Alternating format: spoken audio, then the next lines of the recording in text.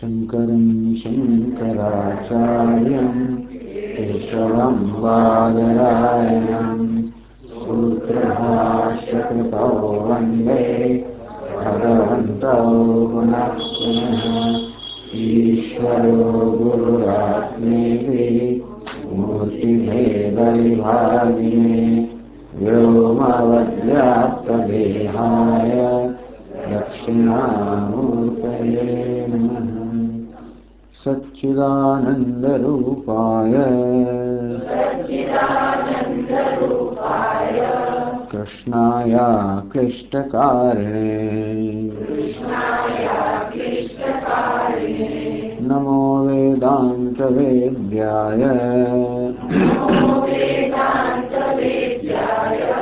गुरवे बुद्धिसाक्षिणे कृष्णद्वैपायनं व्यासं सर्वलोकहिते रतं वेदाब्जभास्करं वन्दे शमादिनिलयं सहस्रमूर्तेः पुरुषोत्तमस्य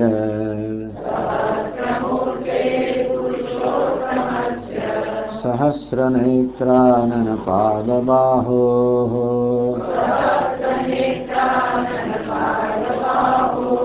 सहस्रनाम्नां स्तवनं प्रशस्तम्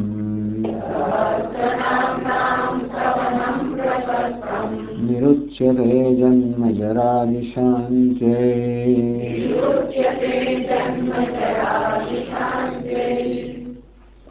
80वां श्लोक 79वां श्लोक 182वां पाना पर। स्वक्षस्वङ्गश्चतानन्दो नन्दिर्ज्योतिर्गणेश्वरः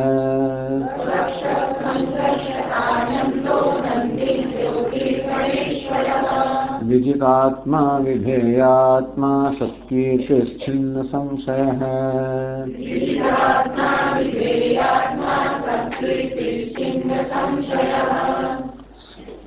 स्वक्षः સુવક્ષઃ એટલે એ સમજાવે છે શોભને પુંડરીકાભે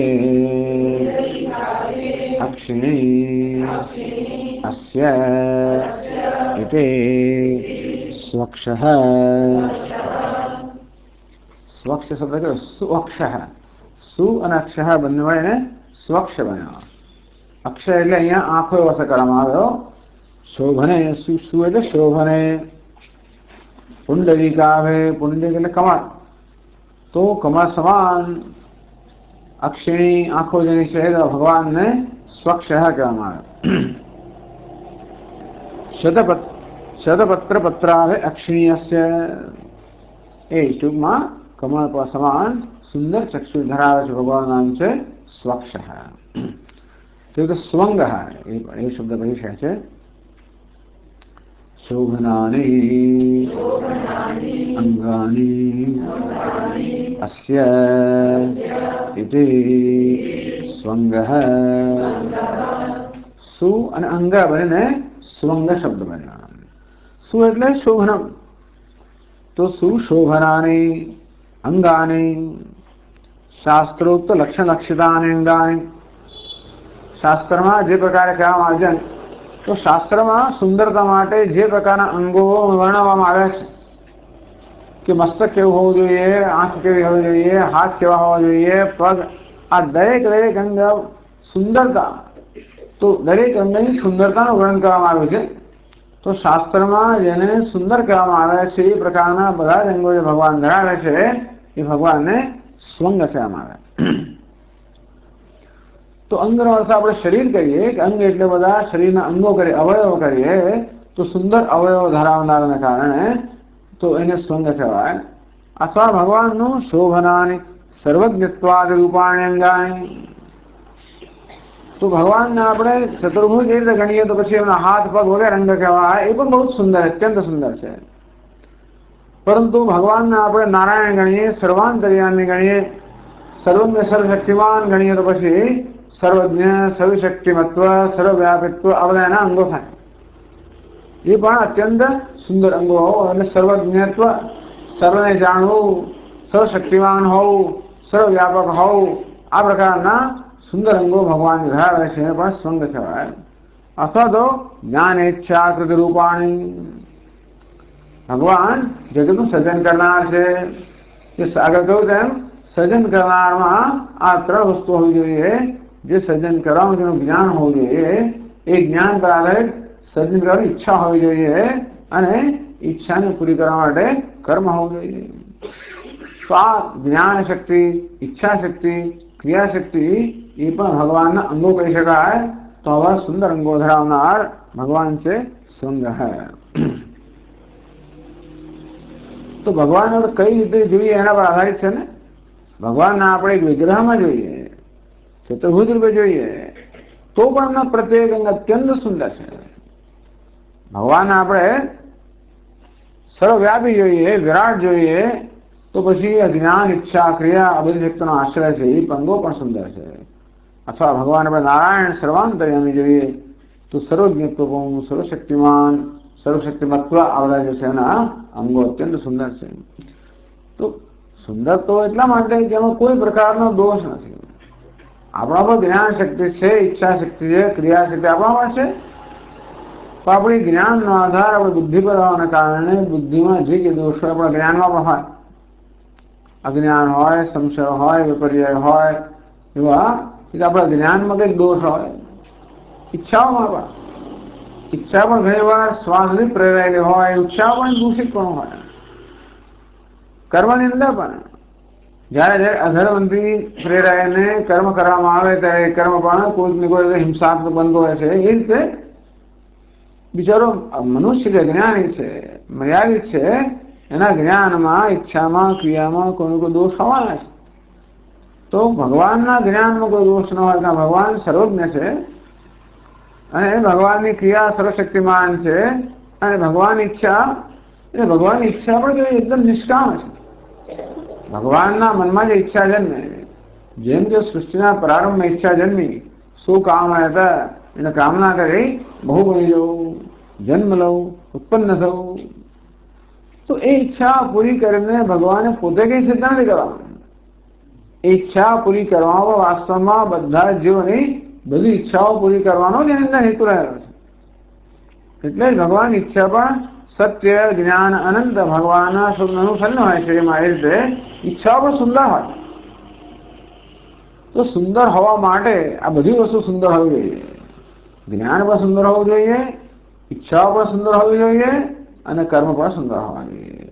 તો જ્ઞાન સુંદર હોય તો ઈચ્છાઓ સુંદર હોય, ઈચ્છાઓ સુંદર હોય તો કર્મ સુંદર હોય. એટલા જ માટે આપણે જ્ઞાનને બને એટલું સુંદર બનાવવા માંગીએ છીએ. જ્ઞાન એટલે આપણી સમજ. તો આપણા પોતાના વિશેની, જગત વિશેની, ઈશ્વર વિશેની જે બધી સમજ હોય એ સમજમાંથી ઈચ્છાઓ જન્મતી હોય છે ને. અને ઈચ્છાઓ જ કર્મ રૂપે અભિવ્યક્ત થતી હોય છે. ભગવાન પૂર્ણ છે, સર્વજ્ઞ છે, માટે એનું જ્ઞાન નિર્દોષ છે. માટે ઈચ્છામાં કોઈ સ્વાર્થની ગંધ પણ નથી. કર્મમાં હિંસાની કોઈ ગંધ ના હોય, ક્રૂરતાની કોઈ ગંધ ના હોય. આ રીતે આવા જ્ઞાન, ઈચ્છા અને ક્રિયા શક્તિરૂપી સુંદર અંગ ધરાવનાર ભગવાનને સ્વંગ કહેવામાં આવે. પછી શતાનંદ એ નામ સમજાવે છે. એક એવ પરમાનંદ ઉપાધિ ભેદાદ શતધા ભિદ્યતે ઇતિ શતાનંદ એકસ્યૈવાનંદસ્ય અન્યાનિ ભૂતાનિ માત્રામપજીવન્તે ઇતિ શ્રુતેઃ. ભગવાન શતાનંદ. શત એટલે 100 કે સેંકડો પ્રકારના આનંદ જેના છે ભગવાનને શતાનંદ કયા નામ પડે. શતાનંદ જનક રાજાના પુરોહિત નામ શતાનંદ હતો. એ તો બરાબર છે. તો ભગવાનમાં એ નામ સર્વ રીતે લાગુ પડે છે. સેંકડો પ્રકારના આનંદ કેવી રીતે હોય? આનંદ વાસ્તવમાં એક જ છે. પણ જેવી રીતે આપણે કોઈ અરીસાથી જડેલા હોલની વચ્ચે ઉભેલા હોઈએ અને પ્રત્યેક અરીસો એમાંનો કોઈ જુદા જુદા પ્રકારનો હોય, અંતરગોળ બહિર્ગોળ બધાની ગોળાઈ જુદા જુદા પ્રકારની હોય, તો પ્રત્યેક અરીસો મારું પ્રતિબિંબ પાડે તો પ્રત્યેક પ્રતિબિંબ બે કદાચ જુદું હોય.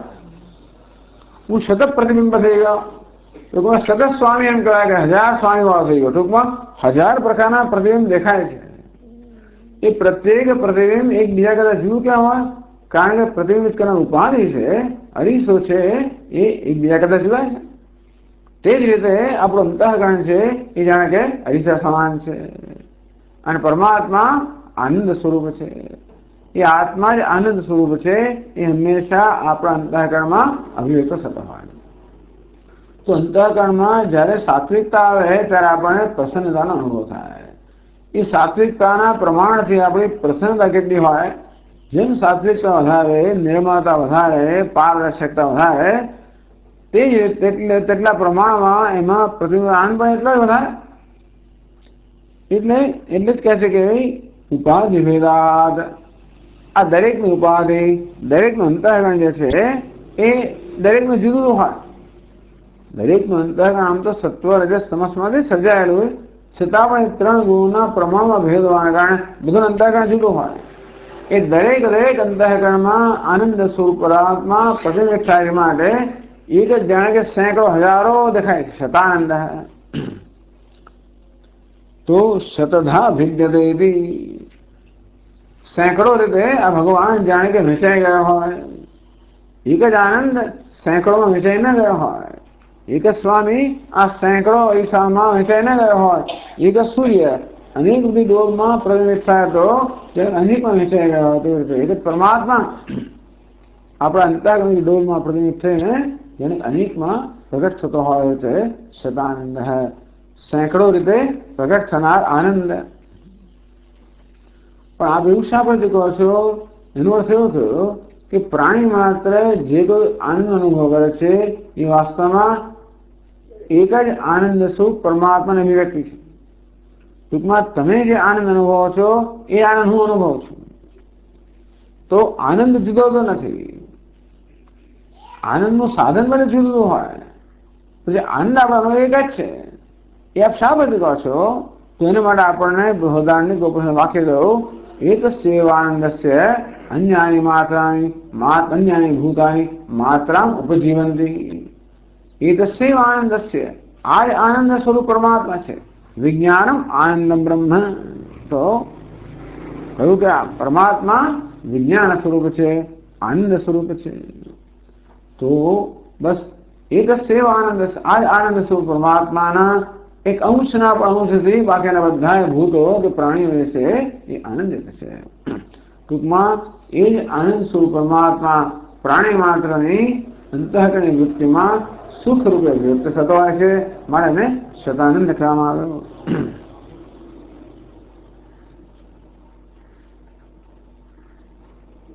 પછી નંદી એ સમજાવે છે. પરમાનંદ વિગ્રહ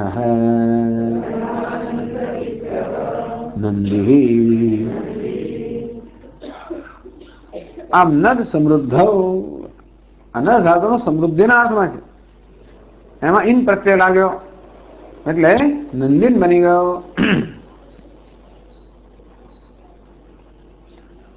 એટલે જ કહે છે કે પરમાનંદ વિગ્રહ. આગળ શતાનંદ કહેવામાં આવ્યું, સેંકડો પ્રકારના આનંદના રૂપમાં રહેલો. પણ કોણ છે? સ્વયં પરમાનંદ છે. તો સ્વયં જે પરમ આનંદ સ્વરૂપ છે ભગવાન નંદી કહેવામાં આવ્યો. વિજ્ઞાનમ આનંદમ બ્રહ્મ, સત્યમ જ્ઞાનમ આનંદમ બ્રહ્મ. આ પ્રકારે બ્રહ્મ જે છે પરમાત્મા આનંદ સ્વરૂપ છે એ વસ્તુ નંદી શબ્દથી કહેવામાં આવી.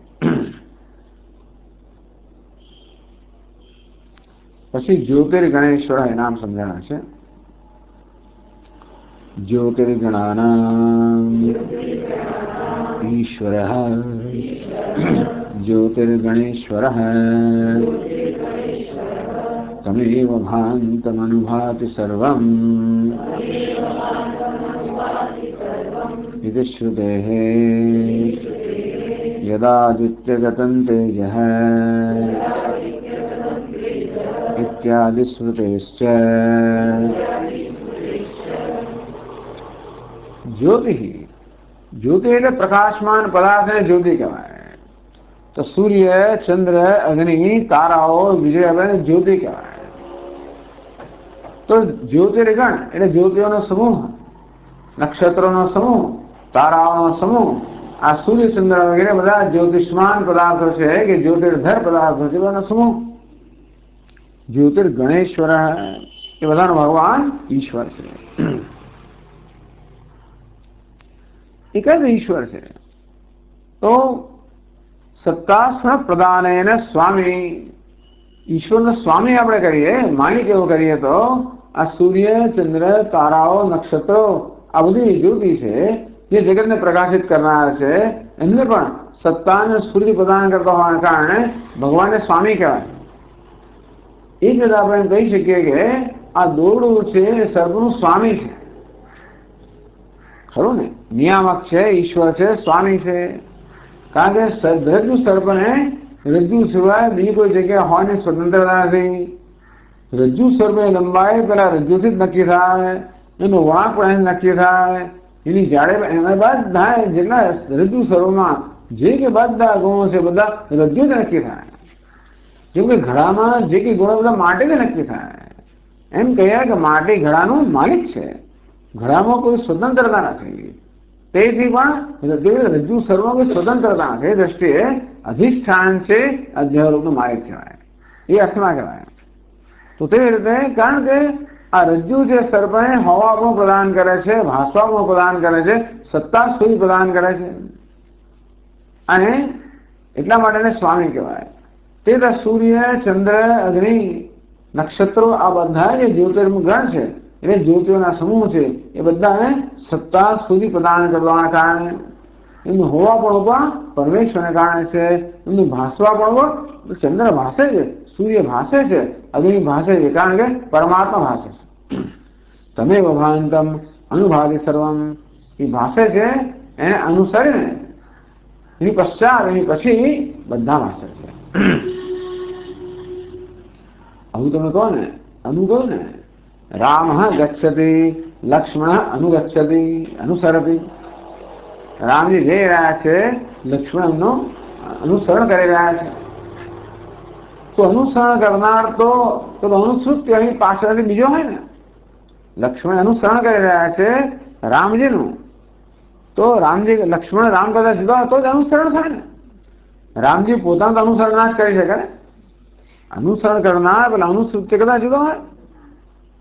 તો આપ જેને એમ કહી રહ્યા છો કે સૂર્ય, ચંદ્ર વગેરે બધા જ્યોતિર્મય પદાર્થો પરમાત્મા ભાષે છે, એને અનુસરના ભાષે તો જુદા સ્વતંત્ર છે. ભગવાન ભાષે છે અને એને અનુસરના ભાષે છે. એમ કે આપ એમ કહેવા માંગો છો બધા જુદા છે, તો ક્યાં જુદા પણ નથી. રજ્જુ ભાષે છે અને અનુસરને સર્પ ભાષે છે. એક કલ્પિત ભેદ ઉભો કરવામાં આવ્યો. સર્પ મિથ્યાઓના કારણે કલ્પિત ભેદ ઉભો કરવામાં. ટૂંકમાં કલ્પિત છે, અધ્યારોપિત છે, બધું અધિષ્ઠાનને કારણે હોય છે અને ભાષે છે. એટલે એમ કહેવામાં આવ્યું કે પરમાત્મા ચૈતન્ય સ્વરૂપ છે, જ્ઞાન સ્વરૂપ છે, પ્રકાશિત સ્વરૂપ છે, અને એને અનુસરને સૂર્યચંદ્ર વગેરે પ્રકાશિત પદાર્થો પ્રકાશે છે. યદાદિત્ય ગતમ તેજ, ભગવાને કહ્યું કે સૂર્ય, ચંદ્ર, અગ્નિ વગેરે જે તેજ છે એ મારું તેજ છે. એટલે કે એ લોકો સ્વતંત્ર નથી. હું પ્રકાશું છું, તેથી એ લોકો પ્રકાશે છે. એ દ્રષ્ટિએ એ લોકો નિયમને ભગવાન નિયંત્રણ છે, સ્વામી છે. એટલે જ્યોતિર્ગણાનામ ઈશ્વર સ્વકલ્પિતાનામ ઈશ્વર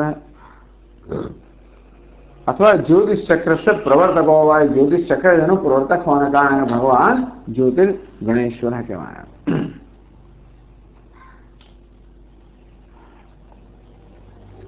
પછી વિજિતાત્મા એ શબ્દ સમજાવે છે. વિજિત આત્મા મનઃ યેન સહ વિજિતાત્મા.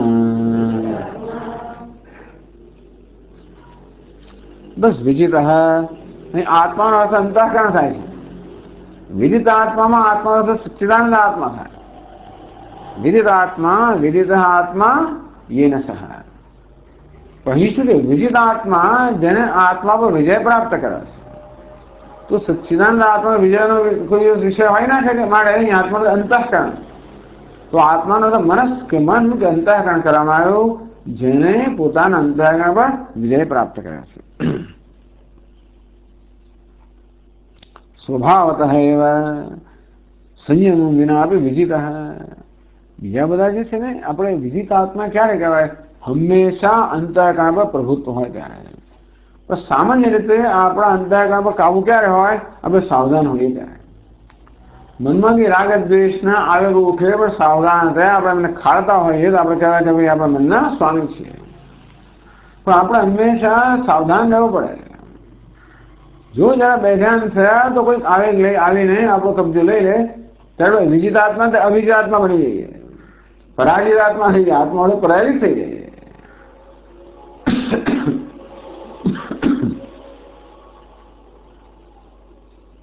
એટલે ગમે તો મોટો યોગી હોય તો પણ વિજિત આત્મા ન કહેવાય. કારણ કે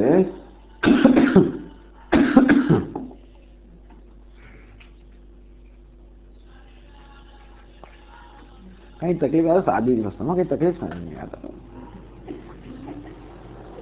તો ભગવાનને વિજિત આત્મા મુખ્ય અર્થમાં કહેવાય. આપણે યોગીને બધાને કહીએ ભગવાનને મુખ્ય અર્થ કેમ કહેવાય? તો કહ્યું સ્વભાવતઃ સંયમ વિના. કોઈ પ્રકારના પ્રયત્ન વગર જ્યારે આપણું અંતઃકરણ આપણને કાબુમાં હોય, અંતઃકરણ આપણે અનુકૂળ હોય, તો કોઈ પ્રકારના પ્રયત્ન વગર, સાવધાની વગર તો એ સાચા અર્થમાં વિજિત આત્મા કહેવાય. અર્થાત જે અંતઃકરણમાં કોઈ પ્રકારનો રાગ દ્વેષ નથી, જે અંતઃકરણમાં કોઈ પ્રકારનો આવેગ નથી, એ સર્વ આવેગથી રાગ દ્વેષ મુક્ત અંતઃકરણ એ હંમેશા કેવો? આજ્ઞાંકિત છે. ભગવાન કેવો છે? કોઈ પણ પ્રકારના રાગ અને દ્વેષ વગરનો છે, પૂર્ણ છે. પૂર્ણ હોવાને કારણે બધી જરૂરિયાતથી રહિત છે. એટલા જ માટે એનામાં કોઈ ગમો અણગમો નથી. માટે સ્વભાવ થયો વિજિત વશીકૃત આત્મા યેન સહ વિજિત આત્મા. એ જ્ઞાની પુરુષમાં પણ કહેવાય. યા નિશા સર્વભૂતાનામ તસ્યામ જાગૃતિ સંયમી સર્વ કર્માણ્ય મનસા સંન્યસ્યાસ્તે સુખમ વશી. આમ જ્ઞાની મહાપુરુષ માટે પણ સંયમી, વશી, જીતેન્દ્રિય આ પ્રકારના શબ્દનો પ્રયોગ થાય. કારણ કે સ્વભાવથી એના સમગ્ર વ્યક્તિત્વ પર એનો સ્વભાવની કાબુ હોય. ટૂંકમાં એના વ્યક્તિત્વમાં એવું કંઈ અંશ રહ્યો નથી. તો જ્ઞાનાગ્નિ સર્વકર્માણી ભસ્મસાત કરો તે. આ જ્ઞાન અગ્નિ બધી જ અશુદ્ધને બાળીને ભસ્મ કરી નાખે. આમે અગ્નિનો સ્વભાવ છે અશુદ્ધને બાળવી. આ જ્ઞાન અગ્નિ અંતને બધી અશુદ્ધ બાળી નાખે. બધાને રાગ દ્વેષ, બધા આવેગો બળી ગયા હોય માટે હવે એમાં કોઈ પ્રકારની ઉત્તેજિતતા રહી જ નથી. અંદરથી કોઈ ઉત્તેજના નથી, એ તો બહારની કોઈ વસ્તુને ઉત્તેજિત ના કરી શકે. એ સર્વત્ર અનવિસ્નેહ, સુખે દુઃખેશુ અનુદ્વિગ્નઃ, સુખેશુ વિગતસ્પૃહ. આમ જેને દુઃખ જેને સ્થિતિ કહેવામાં આવે એમાં જેના મનમાં ઉદ્વેગ ન થાય, જેને સુખ કહેવામાં આવે એમાં એને સ્પૃહા ન થાય વગેરે. તો આ પ્રકારે એટલે એને વશી, સંયમી આ પ્રકારના શબ્દોનો પ્રયોગ કરવામાં જ્ઞાની પુરુષ માટે પણ તો એટલે ભગવાન તો છે જ, પણ ભગવાન સાથે સંપૂર્ણ તાદાત્મ્ય જે પામેલો છે એ જ્ઞાની મહાપુરુષ પણ એવું વસી છે. તો એ પ્રયત્ન નહીં થયેલો. હવે એને પ્રયત્નની જરૂર નથી. ભગવાન તો સ્વભાવતઃ પૂર્ણ હોવાને કારણે વિચિત આત્મા. આપ્ત કામત્વાચ એ જ કહ્યું શુદ્ધ હોવાને કારણે, વળી પૂર્ણ હોવાને કારણે જેની બધી જ કામનાઓ પૂર્ણ થઈ ગઈ હોય. એટલે વેદાંત શાસ્ત્ર કહે છે કે કઈ વસ્તુ છે જે આપણા મનને આપણાથી વિમુખ કરી નાખે, બહિર્મુખ બનાવી દે, જેને કારણે આપણને મન સાથે કામ લેવા મુશ્કેલી પડતી હોય, મન સાથ ન આપે. આ બધા મનમાં જે વિક્ષેપ એનું મૂળ છે કામ. એમાંથી ક્રોધ, લોભ, મોહ વગેરે જન્મે. ભગવાન આપ્ત કામ છે. આત્મા આપત પાપમાં એટલે સત્ય સંકલ્પ, સત્ય કામ, સત્ય સંકલ્પ. તો ભગવાન આવી તો સર્વની કામનાઓ સત્ય જ છે. આપ્ત કામ બધી કામનાઓ પૂર્ણ છે. આત્મકામ કારણ બધી કામના વિશે આત્મા તો કોઈ જાણે છે. એ ભગવાન વિજિતાત્મા છે. વિજિતાત્મા. પછી વિધેય આત્મા શબ્દ સમજાવે છે. ન કેનાપી વિધેય આત્મા સ્વરૂપમ અસ્યૈતિ અવિધેય આત્મા. અવિધેય આત્મા કયું? બાકી તો વિધેય આત્મા અને અવિધેય આત્મા એ પ્રકારે કરવામાં આવ્યું. ન કેનાપી વિધેય અવિધેય, જેના વિશે કોઈ કશું વિધાન ન કરી શકે. ટૂંકમાં કોઈ પણ શબ્દો ભગવાનનું વર્ણન ના કરી શકે. જેના વિશે કોઈ વિધાન ન થાય, જેના વિશે આમ જ છે ને આમ નથી, ન કહી શકાય એ ભગવાનને અવિધેય આત્મા કહે.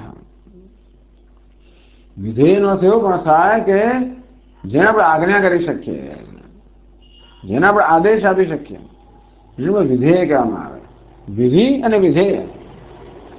વિધિ એટલે આદેશ, વિધેય એટલે જે આદેશને યોગ્ય છે કે જેને આદેશ થઈ શકે. અવિધેય આત્મા ભગવાનનો આત્મા અંતઃકરણ કે સ્વરૂપ એવું છે જેને કોઈ આદેશ ના આપી શકાય. એટલે કે જે કોઈ નોકર નથી.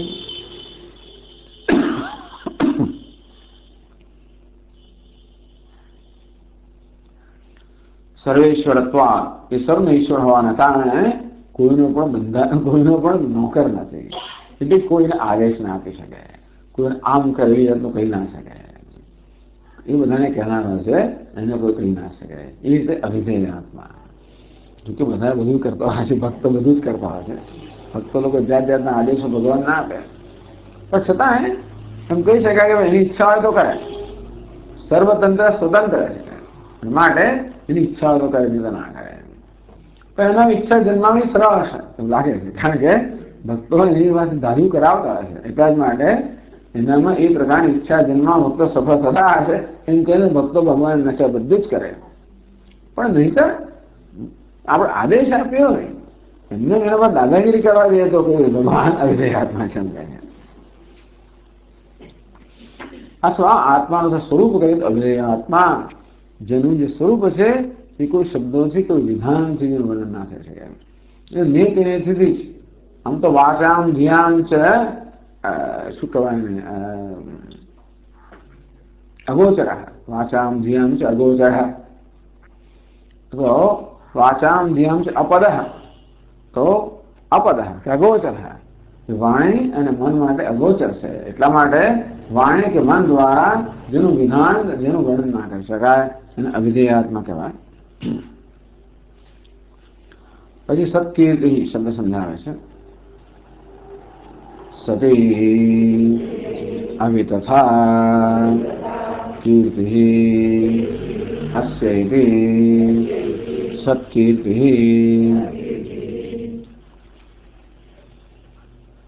સત એટલે સત્ય. ભગવાનની કીર્તિ સત્ય છે. સ્ત્રી માટે સતી કહ્યું. સતીનો અર્થ કે સત્ય. ભગવાનની કીર્તિ સત્ય છે. આ વિતર છે, ક્યારેય જૂઠી નથી આવતી. ગુણકર્માદ વિષયની ખ્યાતિ હશે સત્કીર્તિ. તો ભગવાનની જે પ્રકારની ખ્યાતિ છે કે સર્વજ્ઞ છે, સર્વશક્તિમાન છે, સર્વવ્યાપી છે, કૃપાળુ છે, આ પ્રકારે જે ભગવાનની કીર્તિ છે, ખ્યાતિ છે, આજે ભગવાન ખ્યાત નામ છે. ભગવાન ખ્યાત નામ છે. ભગવાન તો ભાઈ સ્વરૂપ છે. બધા દરેકનું યોગ અને ક્ષેમ વહન કરનાર છે, ભક્તોનું તારણ કરનાર છે, એના ભક્તનું રક્ષણ કરનાર છે. આ પ્રકારે ભગવાનની કીર્તિ છે. વેદ હોય, પુરાણ હોય અને ભગવદ્ ગીતા પણ ભગવાનની આ પ્રકારે કીર્તિના ગાન કરતો હોય છે. આ પ્રકારની નામ ખ્યાતિ હોય, નામ મોટા ને પછી દર્શન ખોટા એવું થઈ જાય. ઘણી વાર ઘણું સાંભળ્યું આપણે હોય ને જઈએ ત્યારે નિરાશ થવાનું એવું ઘણી વાર થાય. આપણે તેવી કીર્તિ કેવી નીકળી?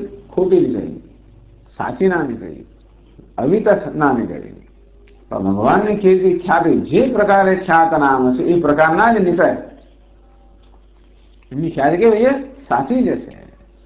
સર્વજ્ઞ સર્વજ્ઞ સર્વશક્તિમાન કૃપાળો જે કે ભગવાન વિશે કહેવામાં આવે છે કે જે રીતે ભગવાનની ખ્યાતિ છે કીર્તિ છે એ સાચી છે. એમાં ક્યારે વિભિચાર ન થાય. ભગવાન આજે કૃપાળ હોય ને કાલે ક્રૂર બની જાય એવું ના થાય. આજે બધું જાણે અને કાલે એને ખબર ના પડે કે શું, એવું ના બને. આજે બધાનો માલિક છે ને ગઈકાલે આમ આવતીકાલે ઝાડુ આવતો એવું પણ ના બને. તો આપણે હિન્દુસ્તાન દુનિયામાં એવું બને કે આજે પેલા સગા દિશામાં શાલ હમણાં સુશેષ ભીખ માંગતા શેરી રાજા બિચારો ભિખારી બની જાય. એટલે બીજી બધી કીર્તિ કેવી વિચારી વિચારી એટલે કે હમણાં હોય ને પછી ના હોય તો નહીં. ભગવાનની ખ્યાલ એ કીર્તિ કેવી છે? અવ્ય વિચારી આવી કથા એટલે સત્ય. એટલે કહ્યું સત્કીર્તિ. એ ટીકાકાર યદ્વા કીર્તિ પ્રસાદ યશસો એવી અભિધાન કોશાત. કીર્તિ શબ્દનો અર્થ યશ થાય જે પ્રસિદ્ધ છે. પ્રસાદ એવો પણ અર્થ કીર્તિનો થતો હોય છે. કીર્તિ અવિકથા કે અપ્રસાદ હશે એવી સત્કીર્તિ. ટૂંકમાં જેનો પ્રસાદ કે પ્રસન્નતા પણ કેવી છે? સત્ય છે. પ્રસાદ એટલે પ્રસન્નતા કહો, અનુગ્રહ કહો, પણ જેનો હંમેશા સત્ય છે. ક્યારે? એટલે વિશ્વસનીય છે. સત્ય એટલે અવ્યવિચાર એટલે વિશ્વસનીય, જેનો વિશ્વાસ મૂકી શકીએ. સ્વામીજી મહારાજ કહે કે દરેક મનુષ્ય આવે તો એક વિશ્વસનીય ખોજમાં છે. સિકિંગ ઇનફેલિબલ. જે વિશ્વસનીય હોય ક્યારે નિરાશ ના થાય. બિચારો જન્મ્યું બાળક ત્યારથી એની ખોજમાં છે અને નિરાશ થતું જ આવ્યું છે. એ બિચારો અપેક્ષા રાખે, મમ્મી પાસે અપેક્ષા રાખે, અમુક પોતાની દ્રષ્ટિ જોયું જરા મોટો થાય તો અપેક્ષા હોય તો ભ્રમ માંગે, પપ્પા માટે ભ્રમ માંગે, બધા ભ્રમ માંગ્યા જ કરે. આમ દુનિયામાં આપણે અમુક પ્રકારની જરૂરિયાતવાળા હોઈએ કે અમુક રીતે આપણે અજાણ્યા હોઈએ અથવા સમજ્યું હોઈએ ત્યારે જે પ્રકારના અભિપ્રાય આપણે બાંધ્યા હોય એને કારણે જે પ્રકારની અપેક્ષાઓ રાખી હોય જયારે સમજ આવે ત્યારે ખબર પડે આ તો ખોટું છે. એટલે બિચારા મનુષ્યનું જીવન ખરેખર આવું જ છે. જો તો બસ આવી રીતે નિષ્ફળતાઓની કે નિરાશાઓની પરંપરા જ ગણી લો. નિરાશાઓની પરંપરા. દુનિયા પાસે જે અપેક્ષા કે એ બધી ધીમે ધીમે ભ્રમ આંકતો જાય અને પોતાના વિશે વહેમ રાખતો એમાં ભ્રમ આંકતો જાય. તેની ભ્રમ ભાગ્યા જ કરે. અમે સમજે અને છૂટી જાય તો સારો. મોટા ભાઈ તો માણસ બધાને પકડતો હોય છે. આને તો પેલું એમ કરીને પ્રયત્ન કર્યા જ કરે. હારે જોહારી બમરો એના જેવું. કોઈ વિવેકી જન હોય આ બધા સમજે કે આ બધું ખરેખર તો આમાં કશું વિશ્વાસ કરવા યોગ્ય નથી, કશું શાશ્વત નથી, નિત્ય નથી, વિશ્વસનીય, આવું જ છે બધું. એટલે આ બધામાં જો હું વિશ્વસનીયની ખોજમાં તો છું, પણ જેને વિશ્વસનીય માનું છું એ વિશ્વસનીય નથી. માટે પછી નજર બીજા આપણે કરીએ, ઈશ્વર પ્રત્યે નજર કરીએ. એટલે ઈશ્વરની વ્યાખ્યા કરવામાં આવી વિશ્વસનીય. તો ઈશ્વર કઈ વિશ્વસનીય છે. એટલા માટે સત્કીર્તિ જે ખ્યાતિ જે છે એનો અનુગ્રહ છે એ ક્યારે પણ આપણે નિષ્ફળ ના કરે. એટલે એના વિશે ભ્રમ ના માંગે. એની ખ્યાતિ જેમ જેમ ભગવાનને જાણતા જઈએ તેમ એના વિશે જાણ્યું છે એ બધાને વધારે દ્રઢ થતું જાય. ત્યાં આપણે સલામત છે, બાકી કોઈ જગ્યાએ સલામત નથી. પછી જેટલા અંદર જઈએ એટલે પોલમપોલ જાણીએ એટલે આપણે ધીમે ધીમે નિરાશા થતી જાય. ખરેખર આ દુનિયામાં જે એવું છે જેટલે નજીક જઈએ એટલે આમ સારું થયું, પણ ઘણી નજીક જઈએ ને આપણને બહુ મુશ્કેલ થતી હોય છે. એટલે દૂર રહેવું સારું, ઘણી એવું થાય આપણે એમ લાગે, પણ ભગવાન માટે એવું ના થાય. જેમ નજીક જઈએ તેમ ભગવાનને વધારે જાણીએ તેમ જે ખ્યાતિ સત્યમ જ્ઞાનમ અનંતમ બ્રહ્મ વિજ્ઞાનમ આનંદમ બ્રહ્મ જે કહેવામાં આવ્યું છે નિર્ગુણ બ્રહ્મ માટે કે પછી પિતાહમસ્ય જગત માતા ધાતા પિતામહ વગેરે જે કામ સુગુણ બ્રહ્મ, આ બધું સાચું જ ઠરે. ત્યારે કશું ખોટું ના ઠરે. એટલા જ માટે કદાચ આપણને આમાં કઈ શંકા પડે તો એ શ્રદ્ધાળુ મનુષ્ય છે એ શાસ્ત્રના વાક્ય પર વિશ્વાસ મૂકે. સાહેબ મારી સમજમાં ભૂલ હશે, આવું ના હોય. ભગવાન વિશે આવું ના હોય. મારી સમજમાં ભૂલ હશે એમ કરીને આપણે આગળ વધી શકીએ. પેલા દુનિયાને આપણે આવી રીતે ઘણી વાર શંકાનો લાભ આપતો હોય કે મારી ભૂલ હશે, મારી ભૂલ હશે. 1 વાર 2 વાર 100 વાર પછી લાગે મારી ભૂલ ના થાય, આટલી વાર તો ના જ થાય, પાય એવું છે. પરંતુ ભગવાનની કીર્તિ, યશ કહો, પ્રસાદ કહો, કેવું છે? આ સત્ય છે, આવી કથા. અને છેલ્લે છિન્ન સંશય એ નામ સમજાવે છે. કરતલ અમલકવત સર્વં સાક્ષાત્કૃતવતઃ ક્વાપી સંશયો નાસ્તિ ઇતિ છિન્ન સંશયઃ. કરતલ અમલકવત સર્વં સાક્ષાત્કૃતવતઃ. ભગવાનને કોઈ પ્રકારનો સંશય નથી. સંશય ક્યારે જન્મે? આપણને જયારે વસ્તુનું જ્ઞાન ન હોય ત્યારે. સંશય ક્યારે જન્મે? અધૂરું જ્ઞાન હોય કે જ્ઞાન બરાબર ના હોય. ક્યાં તો આપણે વસ્તુને જરાય ના જાણતા હોઈએ, એ પણ અજ્ઞાન કહેવાય. છે એને કરતા ખોટું જાણીએ, એ પણ અજ્ઞાન કહેવાય. તો ક્યારેક આમ છે કે પેલું છે, સાપ છે ના દોડું લાગે છે, અને સાપ લાગે છે ના દોડું લાગે છે. આ બંને વસ્તુ આપણે સરખી સાચી લાગતી હોય એને સંશય કહેવાય. સંશય ક્યારે કહેવાય? ઉભય કોટી. આ બંને પ્રકારનો આપણે એક વાર નિર્ણય બદલાયા કરે, બંને સરખા સાચા રહે. ના તો દોડું લાગે ના સાપ છે, ના દોડું છે, ના સાપ છે. આ સાપ જ છે તો કે ભ્રમ, વિપરીત જ્ઞાન. દોરડું જે છે તો કે સાચું જ્ઞાન. આ સાપ છે ના દોરડું છે, દોરડું છે સાપ છે. અને શું સંશય કહેવાય. હવે સંશય ક્યારે હોય? એને જાણીએ છીએ પણ બરાબર નથી જાણતા. નથી જ જાણતા એવું નથી. ક્યારેક ક્યારેક આમ થાય કે આ લાગે છે દોરડું લાગે છે, ના ના સાપ લાગે છે. આવો સંશય ક્યારે હોય? જ્યારે કોઈ પ્રકારનો દોષ આપણી દ્રષ્ટિમાં હોય, આપણા જ્ઞાનમાં કશાક દોષને કારણે, આપણું જ્ઞાન દૂષિત હોવાને કારણે મનમાં સંશય જન્મતા હોય છે. એક દ્રષ્ટિબિંદુ, એક નિર્ણય થયો, દ્રષ્ટિબિંદુ બદલાય, નિર્ણય બદલાય. પછી પેલું દ્રષ્ટિબિંદુ આવે, પછી પેલો નિર્ણય. આમ આપણું જ્ઞાન હંમેશા પાક્ષિક જ્ઞાન, અંશનું જ્ઞાન હોય. આપણે સમગ્રતાનું જ્ઞાન નથી હોતું. આપણું બુદ્ધિ એક અંશને જ ગ્રહણ કરી શકે, સમગ્રને ગ્રહણ ના કરી શકે. ઈશ્વર કેવો છે? સર્વજ્ઞ છે, સર્વ એક સાથે ગ્રહણ કરી શકે છે. વળી બીજું થાય છે કે આપણે તો ત્યાં દૂરથી જોતા હોય પાછળ, એટલે આપણી ને પેલા રજ્જુની વચ્ચે અંતર હોય, દેશનું અંતર હોય, વચ્ચે અંધકાર હોય તો એ પ્રકારનું પણ અંતર હોય. ભગવાન તો છે સર્વવ્યાપી છે, રજ્જુમાં એ છે ને બધામાં રહેલો છે. એની રજ્જુ જો અંતર નથી, માટે એ રજ્જુને કેવું અપરોક્ષતા જાણે, સીધે સીધું જાણે છે. એટલે એને દ્રષ્ટાંત આપ્યું, કરતલ અમલકવત. હાથમાં પેલું આમળાનું ફળ હોય અને કેટલું અસ્પષ્ટ જાણીએ આપણે, કોઈ પ્રકારના સંશય વગર. એમ ભગવાન સર્વ સાક્ષી છે, ઉપદ્રષ્ટા, અત્યંત નજીકમાં રહેલો સાક્ષી. અને માટે એના જ્ઞાનમાં કોઈ પ્રકારનો દોષ નથી, માટે કોઈ સંશય નથી, છિન્ન સંશય. આ બધું પણ અગત્યનું એટલા માટે છે, જ્યારે આ વસ્તુની જરૂર પડે. જેમ કે ભગવદ્ ગીતાનું શ્રવણ કરતા હોઈએ, ચિંતન કરતા હોઈએ, અને એ બધી વસ્તુને જીવન ઉતારવાનો પ્રશ્ન આવે, ત્યારે આ ભગવાન કહે છે સાચું માનવું કે ના માનવું, ખરું કે નહીં. ઘણી વાર કહેતો છે કે ભાઈ બધા મારા ભક્તના યોગ છે વહન કરું, આ બધું છોડીને એના પછી શરણે જઈને રવાડે ચડી જઈએ, તારો કઈ કહેશે ના નીકળતો છું. આપણે શંકા ક્યારેક ક્યારેક, પણ યાર છિન્ન સંશય, એને કોઈ સંશય નહીં મળે. એના વાક્યમાં કોઈ પ્રકારની વિપરીત ભાવના કે સંશય ભાવના હોવાની શક્યતા જ નથી. એ કે સાચું જ હોય એવી શ્રદ્ધા હોય તો આપણે જે કે બધા સંકટો આવે, વિઘ્નોનો સામનો કરી શકીએ. છિન્ન સંશય. પછી આગળના શ્લોકમાં છે, ઉદીર્ણ સર્વતશ્ચક્ષુરનીશ શાશ્વત સ્થિર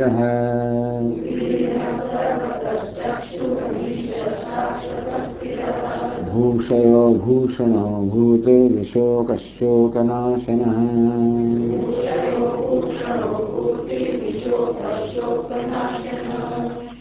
उदीर्ण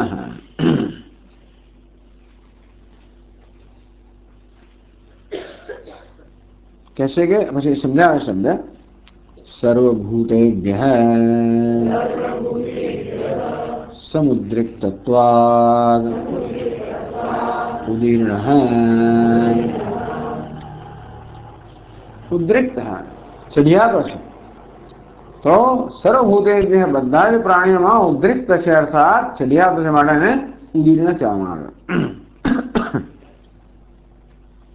यो देवानां प्रथमः पुरस्ताद विश्वादिको रुद्रो महर्षि विश्वादिक. आम समग्र ईश्वरीय अधिक છે ચડિયાતો છે સર્વોત્કૃષ્ટ છે ભગવાને ઉદીર્ણ કહેવામાં આવે. કારણ કે સર્વજ્ઞ છે સર્વશક્તિમાન છે માટે બધા કરતા ચડિયાતો સ્વાભાવિક છે. પછી સર્વતઃ ચક્ષુઃ એ નામ સમજાવે છે. सर्वतः सर्वं स्वचैतन्येन पश्यति इति सर्वतश्चक्षुः विश्वतश्चक्षुः इति श्रुतेः. सर्वतः बधी बाजुथी सर्वं સ્વચૈતન્યને સ્વરૂપ ચૈતન્યને પશ્યતિ. બધી વસ્તુઓને બધી જ બાજુથી જોવે છે. આપણે કોઈ વસ્તુને જોતા ને એક બાજુ જોઈએ, બધી બાજુ આપણે દેખાય નહીં. અહીંયા સામે દેખાય પાછળનું ના દેખાય તો ખરું ને, પણ સામેનું પાછળનું ઉપર નીચેનું બધું ક્યારે દેખાય? બધી બાજુ આપણી આંખો હોય ત્યારે દેખાય તો થાય. ભગવાન સર્વતઃ ચક્ષુ તો બધી બાજુને ચક્ષુ હોવાને કારણે બધું જ જાણે છે. સર્વતઃ ચક્ષુ સર્વ રીતે સર્વતઃ પાણીપાદંત સર્વતોક્ષી શિરોમુખમ. ભગવાનના હાથ પગ મસ્તક એના ચક્ષુ અને કાન ચારે બાજુ છે અર્થાત બધા ચક્ષુથી જોનારો છે કે સર્વને ઉજાળતો હોવાના કારણે પ્રકાશિત કરવાના કારણે સર્વ નજીકથી જાણનારો છે. માટે સર્વતઃ ચક્ષુ સર્વ જગ્યાએ સર્વ રીતે જેના ચક્ષુ છે, સર્વત્ર જેના ચક્ષુ છે, સર્વ દિશામાં છે ભગવાનને સર્વતઃ ચક્ષુ કહેવામાં આવે.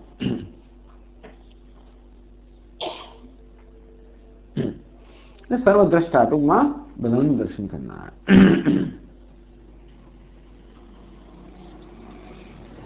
પછી અનીશઃ નામ સમજાવે છે. નિવિદ્યતે અસ્ય ઈશઃ ઇતિ અનીશઃ ન તસ્યેષે કશ્ચન ઇતિ શ્રુતેઃ. અનીશ શબ્દ છે ને બે થાય. અનીશ એટલે અસહાય પણ થાય. અનીશ એટલે જેનો કોઈ માલિક નથી એવો પણ થાય, ઈશ્વર નથી એવો પણ થાય. એટલે જે ઈશ નથી, જે માલિક નથી, અને ઈશ એટલે કે જે માલિક નથી, ઈશ્વર નથી, એટલે કેવો અસહાય છે એવું પણ અર્થ થાય. અનીશયા શોષિત મુખ્યમાન. આ જીવ પણ અનીશ છે. કેવી રીતે? અનીશો વા કુર્યાત ભુવન જનને કફ પરિકરઃ. જીવને પણ અનીશ કહેવાય. અનીશ એટલા માટે કે જે ઈશ્વર નથી. જે ઈશ્વર નથી એટલે કે જે કેવો છે?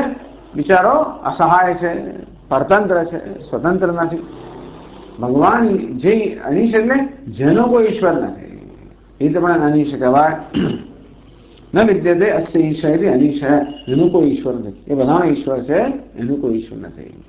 એનું ઈશ્વર તો પછી પેલા આપણે ઈશ્વર કહેવા પડે કે એનો કોઈ ઈશ્વર ખરો કે બીજો નહીં પાછો ઈશ્વર એમ કરતા કરતા એનો કોઈ પત્તો લાગે છે ને. એટલા માટે ઈશ્વર છેવટે કેવો હોવો જોઈએ? જે બધાનું શાસન કરતો હોય અને જેનું કોઈ શાસન કરનાર ન હોય એ ઈશ્વર હોય. એવો કોઈક તો આવો જોઈએ છેવટે, જે બધાને સત્તા પ્રદાન કરતો હોય અને જેને કોઈની સત્તાની જરૂર ના હોય, જે બધાને પ્રકાશિત કરતો હોય જેને કોઈના પ્રકાશની જરૂર ના હોય, જે બધાનું નિયંત્રણ કરતો હોય જેને કોઈના નિયંત્રણની જરૂર ના હોય. આ તો એક તો બધાનું નિયંત્રણ કરે એનું કોઈ નિયંતા નથી. એનું કોઈ નિયંતા કેમ નથી? એને કોઈ નિયંત્રણની જરૂર નથી. નિયંત્રણની જરૂર હોય અને નિયંતા ના હોય તો બહુ મોટી મુશ્કેલીઓ. કેટલા બધા સરમુખત્યારો થઈ ગયા, ડિક્ટેટરો થઈ ગયા, એ બધાના નિયંતા. એમને કોઈ નિયંત્રણ કરનાર નહીં તો બધાને ખાડામાં જ પાડે. કારણ કે અધૂરો માણસ જયારે દેવ નિયંત્રણ કરે ત્યારે પોતાને અધૂરપથી જ કરે ને. એનામાં જે બધા ભય અસલામતી હોય દ્વારા નિયંત્રણ કરતો હોય ત્યારે બધાને ખાળવા જ પાડે. ભગવાન એવું નથી, બધાનું નિયંત્રણ કરનાર છે, એનું કોઈ નિયંત્રણ નથી, કારણ કે એને નિયંત્રણની જરૂર નથી. તો નિયંત્રણની ક્યારે જરૂર ના? હંમેશા કાયદા પ્રમાણે ચાલતો હોય નિયંત્રણની જરૂર ના હોય. જે કાયદા પ્રમાણે ન ચાલે એવી શક્યતા હોય એમાં નિયંત્રણ જોઈએ. ઘોડાને માટે પણ લગામ જોઈએ ખરી, ગમે તો સારો હોય તો પેલું ઘાસ પાસે ક્યારેક જાય કે દોડવા માંડે, એને પછી રોકવો પડે. ક્યારેક મૂળમાં આવી જાય ને બસ એકદમ જોરશોરથી ભાગવા, ત્યારે પછી આપણે એને પાસે રોકવો પડે. અને ક્યારેક તો ના મળે ત્યારે ચાબુકે લગાવવી પડે. ટૂંકમાં ગમે તેવું સારું હોય તો પણ અધૂરા છે ને બધા. પ્રલોભનો હોય એને કારણે પણ આપણે કદાચ આપણા મૂલ્યોનું ધર્મનો થોડો ભોગ આપી દઈએ, એવું બને. પ્રલોભનને કારણે, ભયને કારણે, કામનાને કારણે, આવેગોને કારણે આપણું વર્તન કેવું બની જાય? ઘણી વાર ગેરકાયદે વર્તન બની જાય ખરું. તો ગેરકાયદે વર્તન આપણે થતું હોય અને છતાંય કોઈ નિયંત્રણ ના હોય તો આપણે આપણો પણ નાશ કરીએ ને જોડે બીજાનો પણ નાશ કરીએ. ભગવાન કહે છે એ ક્યારેય પણ ગેરકાયદે હોય, એ કાયદો સ્વરૂપ જ છે. ટૂંકમાં કાયદો છે એ જ ભગવાનની અભિવ્યક્તિ છે. અને જે કરે બધું કાયદેસર જ હોય, નિયતિ પ્રમાણે હોય, ન્યાય પ્રમાણે જ હોય. શું શા માટે? કારણ કે એને કશું લેવાનું પણ નથી, એને પામવાનું નથી કે ગુમાવવાનું નથી. સ્વયંપૂર્ણ છે હોવાને કારણે કશું પામવાનું નથી, ગુમાવવાનું નથી. એનું કોઈ ભય નથી, એની કોઈ અપેક્ષા નથી. અને એની પક્ષપાત કરવાની જરૂર નથી, કોઈને સજા કરવાની, કોઈને દ્વેષ કરવાની જરૂર નથી. અને માટે કહો એને નિયંત્રણની જરૂર વગરનો છે. માટે એ સર્વ નિયંત્રણ. એ જ માણસ ખરેખર નિયંત્રણ કરવા યોગ્ય છે જેને પોતાને નિયંત્રણની જરૂર નથી. એ જ નેતા થવા યોગ્ય છે જેને પોતાને કોઈ નેતા ના જોઈએ. એ જ માલિક થવા યોગ્ય છે જેને પોતાને બીજો માલિક ના જોઈએ. તો ક્યારે હોય? એ ખરેખર તો પરિપક્વ હોય, આધ્યાત્મિક રીતે ખરેખર તો એ પરિપક્વ હોય ત્યારે જ એ ખરેખર માણસ સાચો નેતા થઈ શકે કે નિયંતા થઈ શકે. બાકી તો આ બધા નિયંતાઓ થાય ખરા એમની કોઈને કોઈ પ્રકારની કુશળતાને કારણે, કઈ બુદ્ધિ વધારે હોય કે શક્તિ વધારે હોય એવું આપ્યું હોય ભગવાને કઈ, એની કારણે થાય ખરા. પણ આધ્યાત્મિક રીતે એ બધા એ લોકો એમની ઉન્નતિ ન થઈ હોય એ બધી વસ્તુઓ શાપરૂપ થઈ પડે આશીર્વાદ. એટલે કહે ને અંગ્રેજીમાં કે power corrupt, absolute power corrupt absolutely. એટલે આવી સત્તાની વસ્તુઓ બહુ જ જોખમી છે.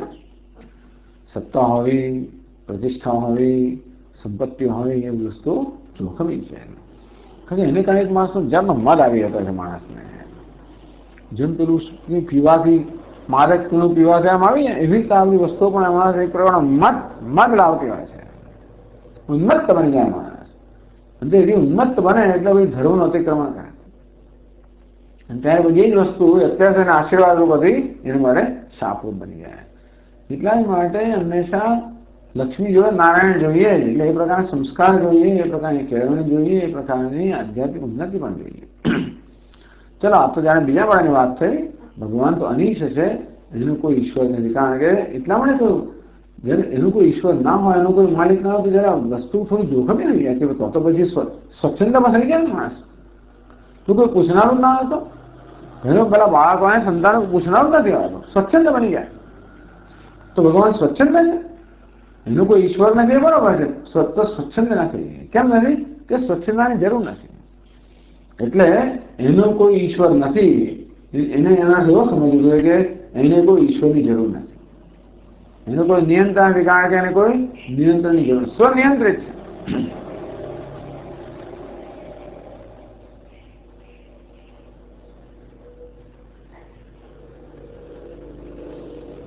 પછી શાશ્વત સ્થિર એ નામ સમજાવ્યું છે. શાશ્વત ભવન નવી ન વિક્રિયા કદાચિત ઉપૈતિ ઇતિ शाश्वत स्थिर है इति नाम एकम। शाश्वत है, શાશ્વત સ્થિર એક નામ છે એવું કહેવા માંગે છે, જે શાશ્વત પણ છે અને શાશ્વત સ્થિરસ્ય શાશ્વત સ્થિર, શાશ્વત પણ છે અને સ્થિર પણ છે. કેટલીક વસ્તુ શાશ્વત હોય પણ સ્થિર ના હોય. આ પ્રકૃતિ છે ને એ શાશ્વત હોય, એનો આદિ પણ નથી, અંત પણ નથી, પણ એનો નિત્યત્વ પ્રવાહ નિત્યત્વ છે, સતત પરિવર્તનશીલ છે. એ શાશ્વત ખરી, હંમેશા રહેનારી કરી, પણ સ્થિર નથી. તો ઘણી વસ્તુ સ્થિર હોય ખરું પણ શાશ્વત ના હોય. એટલે કોઈક વસ્તુ સ્થિર હોય પણ એ શાશ્વત અનિત્ય હોય તો પણ બરોબર નથી. કોઈ વસ્તુ શાશ્વત હોય પણ સ્થિર ના હોય બને. ભગવાન તો છે શાશ્વત પણ છે અને સ્થિર પણ છે. એટલે કે કૂટસ્થ નિત્ય છે, પ્રવાહ નિત્યત્વ નહીં પરંતુ કૂટસ્થ નિત્યત્વ. શાશ્વત ભવન ન વિક્રિયામ કદાચ રૂપયતી. હંમેશા ભગવાન શાશ્વત છે, નિત્ય છે, હંમેશા છે, એમાં છતાં પણ કોઈ પ્રકારની વિક્રિયાને પ્રાપ્ત થતો નથી. ભલભલી વસ્તુ સડી જાય, બાકી લાંબો કાળ ચાલનારી વસ્તુ ભલભલી સડી જાય, ખરી શકે કે નહીં? દરેક વસ્તુ વિક્રિયાને પ્રાપ્ત કરે, વૃદ્ધિ થાય, પછી નિરક્ષય થવા મળે. તો ભગવાન એવો થાય કે નહીં? ભગવાન ચિત્ર દોરે ને, વૃદ્ધ માણસ હોય, લાંબી દાઢી વાળો, એકદમ ગરડો થઈ ગયો ભગવાન. ક્રિશ્ચિયન લોકો એવું ચિત્ર કરે ભગવાન, ઓલ્ડ મેન. એક ભગવાન એ કેટલો અનાદિકાળનો હોય, બિચારો ગરડો થઈ ગયો. તો ગરડો મરી પણ જાય. ભગવાન કેવો છે? શાશ્વત પણ હોય, નિત્ય પણ હોય, અને જેવું જોડે સ્થિર પણ હોય. સર્વદા ભવ શાશ્વત, જે હંમેશા હોય. હંમેશા નથી, જૂનો થતો જાય બિચારો, ગળો થતો જાય. એની ચામડીમાં કરચ લેવા માંડે અને વા ધોવા થવા માંડે, એવું થતું હોય તો પછી એની સ્મૃતિ પણ જીવને ક્ષીણ થવા માંડે. પછી શાસન કરતા પણ એની ઠેકાણા વગર શાસન થઈ જાય. તો કે નહીં, સ્થિર છે, નિર્વિકાર છે, શાશ્વત પણ છે, નિર્વિકાર પણ છે. હા, એટલે આપણે આકાશ વગેરે સ્થિર છે, પેલું દ્રષ્ટાંત નથી, એવું પણ શાશ્વત નથી. પ્રકૃતિ શાશ્વત છે પણ સ્થિર નથી.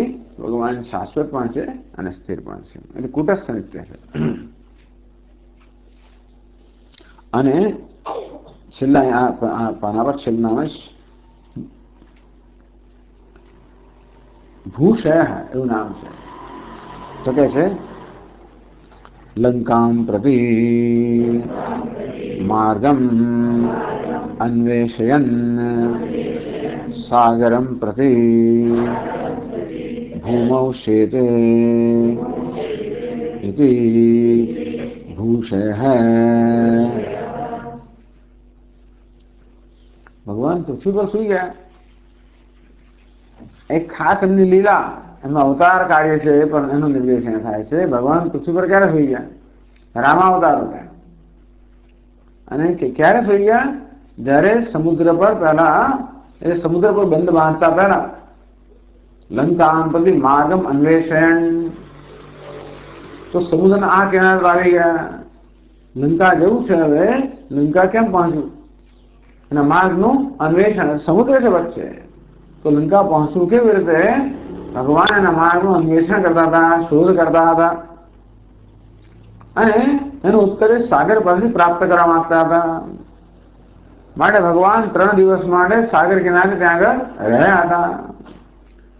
તત સાગર વેલાયામ દર્ભાનામ આસ્તિ રાઘવ અંજલિમ પ્રાણમુખ કૃત્વા પ્રતિશિષ્યે મહોદધે ઇતિ. વાલ્મીકી રામાયણ કહેવામાં આવે. તત સાગર વેલાયામ દર્ભાન આસ્થિર્ય, સાગર તટ પર પોતાના દર્ભ છે એનો વિસ્તાર કરીને એને પાથરીને, અંજલિમ બે હાથ જોડીને, પ્રાણમુખ પૂર્વ તરફ મુખ રાખીને, પ્રતિશિષ્યે મહોદધિ, એ મહોદધિ સમુદ્ર આગળ છે ભગવાન ત્યાં સુઈ ગયા. તો ભગવાન ભૂલ સૂતા માટે એમને ભૂ એટલે પૃથ્વી, શય એટલે સુનાર, પૃથ્વી સુનારને ભૂષય કહેવામાં આવે. આમ તો એટલે ભગવાન આવી જાતની જે ભગવાન આમ ભૂમિ પર તો સૂતેલા છે ઘણી વાર. તો ખરેખર તો અયોધ્યામાંથી પ્રયાણ કર્યા પછી ભૂમિ પર સૂતેલા છે. એટલા જ માટે જયારે ત્યાં નિવાસ કર્યો આપણે શૃંગવેરપુરમાં, અને આપણે પેલા શું નામ એનું કહેવાય, કેવટનો રાજા ગુહા, ત્યાં આગળ એમને નિવાસ કર્યો. ત્યારે પછી લક્ષ્મણજી એમને પેલા ઘાસની સાદડી વિછાવી આપી, પછાડીને ભગવાન સુતા. ત્યારે પેલો કેવટ જુએ, ગુહા જુએ ત્યારે અયોધ્યાની અંદર આટલા બધા સાડીમાં સુના જો અત્યારે કેવા એક સાદી પર એના બિચારા આમ હૃદયમાં ભયંકર દુઃખ થયું, આંખમાં આંસુ આવી ગયા. ભગવાનની કઈ ચિંતા નથી, પણ આવી રીતે ત્યાં ભૂમિ પર શું તૈયાર છે. પરંતુ વિશેષ કરીને સાગરમાં, સાગર તટ પર 3 દિવસ સુધી ભગવાન ભૂમિ પર સુતા કે હું રહ્યા માટે એમને ભૂષય કહેવામાં આવે. ઓમ પૂર્ણમદ પૂર્ણમિદમ પૂર્ણાત પૂર્ણમુદચ્યતે પૂર્ણસ્ય પૂર્ણમાદાય પૂર્ણમેવાવશિષ્યતે. ઓમ શાંતિ શાંતિ શાંતિ. શંકરં શંકરાચાર્યં કેશવં બાદરાયણં સૂત્રભાષ્યકૃતૌ વંદે ભગવन्तौ પુનઃ પુનઃ. ઈશ્વરો ગુરુરાત્મેતિ મૂર્તિભેદવિભાગિને વ્યોમવદ્વ્યાપ્તદેહાય મૂર્તયે નમઃ. ઓમ શાંતિ શાંતિ.